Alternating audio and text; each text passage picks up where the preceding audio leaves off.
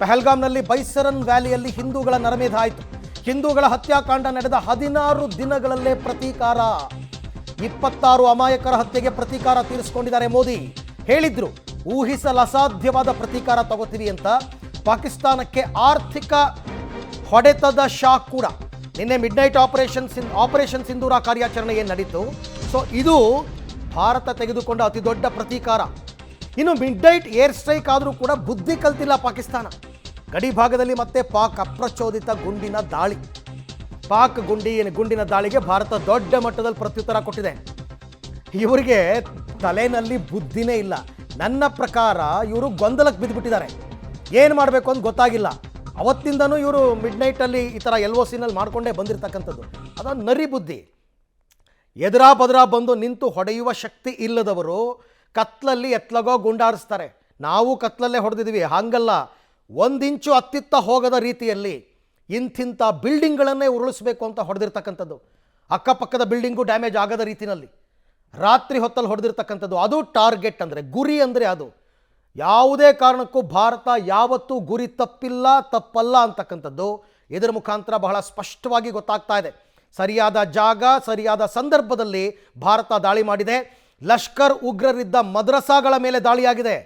ಮದ್ರಸಾಗಳ ಮೇಲೆ ದಾಳಿಯಾಗಿರ್ತಕ್ಕಂಥದ್ದು. ಮದ್ರಸಾದಲ್ಲಿದ್ದ ಭಾವಿ ಉಗ್ರರನ್ನು ಕೂಡ ಉಡಾಯಿಸಿದೆ. ಯಾಕೆಂದರೆ ಅವರು ಇನ್ನೂ ತರಬೇತಿನಲ್ಲಿದ್ದರು.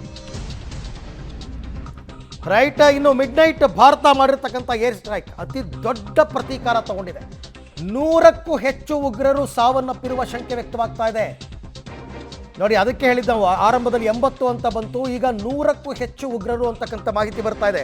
ಪಾಕಿಸ್ತಾನ ಬೇಕಾದರೆ ಇದನ್ನು ಸುಳ್ಳು ಅಂದ್ಬಿಡುತ್ತೆ, ಒಬ್ಬರೋ ಇಬ್ಬರೋ ಸತ್ತಿದ್ದಾರೆ ಅಂದ್ಬಿಡ್ತಾರೆ. ಬಟ್ ನೋ, 100ಕ್ಕೂ ಹೆಚ್ಚು ಉಗ್ರರು ಸಾವಿನ ಶಂಕೆ ವ್ಯಕ್ತವಾಗ್ತಾ ಇದೆ. ಸಾವಿನ ಸಂಖ್ಯೆಯಲ್ಲಿ ಮತ್ತಷ್ಟು ಹೆಚ್ಚಳ ಆಗ್ಬೋದು. ಯಾಕೆಂದರೆ ತೀವ್ರವಾಗಿ ಗಾಯಗೊಂಡಿರ್ತಕ್ಕಂಥವ್ರು ಹಾಸ್ಪಿಟಲಲ್ಲಿ ಮೃತಪಡ್ತಕ್ಕಂಥ ಸಾಧ್ಯತೆ ಇದೆ. ಆದರೆ ಎಲ್ಲರೂ ಉಗ್ರರು.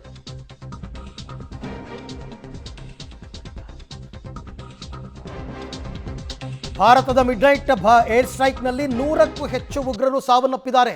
100ಕ್ಕೂ ಹೆಚ್ಚು. ನಾವು ಆಗಲೇ ಹೇಳ್ತಾ ಇದ್ವಿ 80 ಅಂತಂದ್ಬಿಟ್ಟು.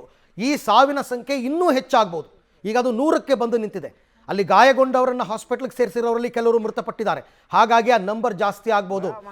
ಈ ಸಂಖ್ಯೆಯನ್ನು ಇವತ್ತಿನ ಪ್ರೆಸ್ ಮೀಟ್ನಲ್ಲಿ ಖಚಿತಪಡಿಸ್ತಾರ ಅಂತ ನೋಡೋಣ.